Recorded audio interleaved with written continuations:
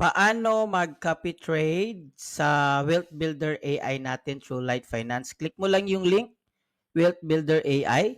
Tapos, papunta ka sa Light Finance na may nag-login ka na. So, mas maganda nakag-login ka na. So, click mo lang profitability chart. Okay? After that one, click mo itong copy. Okay? Para ma-copy trade nyo. And then, lagay nyo lang yung capital nyo. Make it sure na naka-cent account kayo.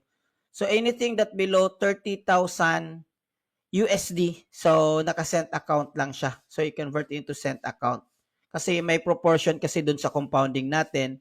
Tapos, under copy setting, actually, wala ka nang gagawin. I-check mo lang kung in proportion ba ito. Tama ito. In proportion to my asset. Tapos, wala ka nang gagawin sa MAC loss.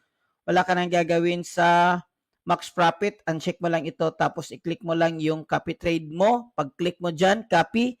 Click mo lang itong copy and then you're good to go. Thank you.